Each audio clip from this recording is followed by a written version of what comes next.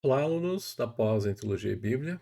Última semana de estudos, última tarefa, esperamos, para vocês concluírem então a pós, tá? Ética Bíblica e Desafios Contemporâneos, quarta semana de estudos. Vamos olhar para o nosso ambiente aula e vermos então o que nos espera, né?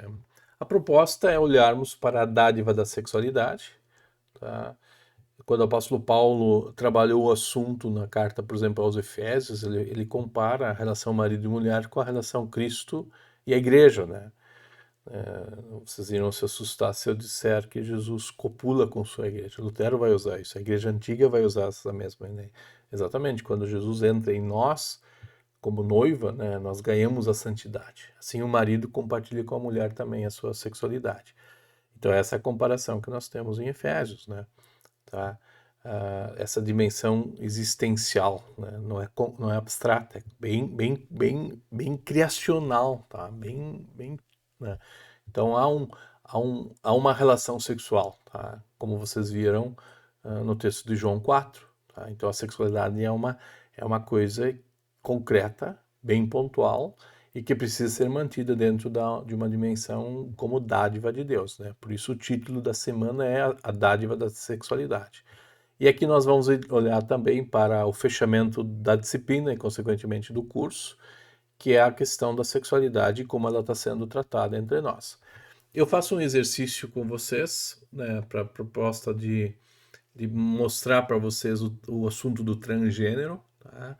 Toda uma apresentação aqui e também um vídeo, né? Então esses três aqui são os mesmos conteúdos, né? Vocês têm o texto escrito, vocês têm a apresentação em PowerPoint, e aí vocês têm um vídeo onde eu compartilho isso com pastores, né? Como o transgênero constrói uma nova realidade, né? Contrária à palavra de Deus, contrária àquilo que Deus fez originalmente, tá? Então a análise é essa, certo?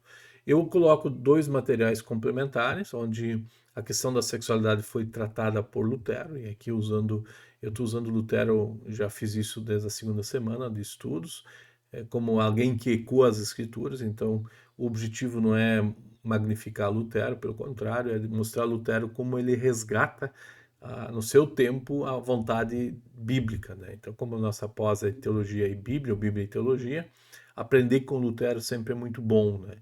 E esse texto aqui, Lutero e a reforma do casamento da sexualidade, que é usado pelo professor Mays para falar então de um documento, né, que são os artigos de Smalcald, ele menciona isso bastante, né?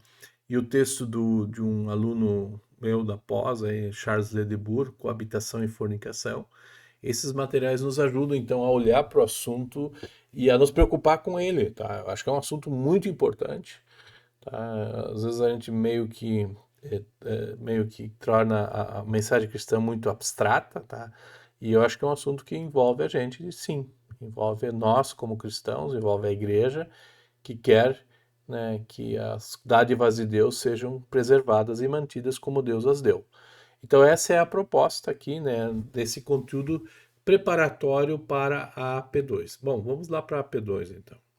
O que espero de vocês na AP2? Elabore uma apresentação sobre um dos tópicos da ética. Você pode selecionar o assunto da terceira semana, que é a autoridade, ou dessa quarta semana, que é a sexualidade. Prepare uma apresentação e grave um vídeo de sua apresentação de 15 a 30 minutos, tá? Eu fiz um exercício sobre o transgênero. Vocês podem, por exemplo, trabalhar o assunto, aplicar princípios, e podem pesquisar isso na internet, por exemplo, morar juntos, certo? E aí nós recuperamos, por exemplo, a lei da união estável, né? Eu me lembro que quando, em 94, eu era pastor, e o assunto entrou a gente ficou todo desesperado, a igreja tem que manter um padrão, né? Mas as pessoas moram juntos. Se vocês pesquisar entre nós aqui, o índice de pessoas que moram junto antes de passar o papel é muito vasto, tá? E isso é normal. Agora a pergunta é como Deus, a palavra de Deus é preservada nessas atitudes, tá? Pedir para passar o papel para depois morar junto, isso parece que não vai mais acontecer, por enquanto, pelo menos, tá? Isso é uma geração foi assim, né? Eu, por exemplo, eu não morei junto com a minha esposa antes de passar o papel, né? A sociedade não deixava, né? Tinha que casar para depois, né, poder ter uma convivência conjugal. E isso é normal, esse era um padrão. Só que hoje não é mais assim. Por que não é mais assim? Tá errado? Tá certo? Não estou dizendo isso. Eu quero que vocês agora ajudem a mostrar como a vontade de Deus é preservada no meio dessas escolhas que a gente faz. Tá? Então, a gente vai dizer que a ética é um mal menor, um mal maior, os efeitos disso na vida, certo? Então, é nesse sentido que você vai elaborar, então. Eu estou sugerindo que, eventualmente, se você conseguir fazer isso e tiver um retorno da gente, aplique isso no teu contexto, né?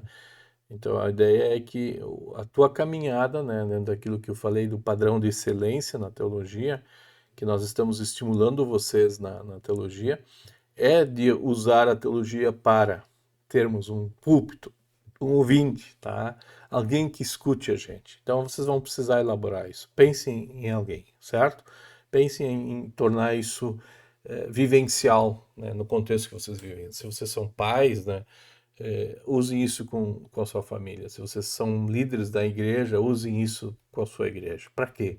Que possa mostrar como Deus continua ativo, mesmo que a gente em algum momento falhou. Tá?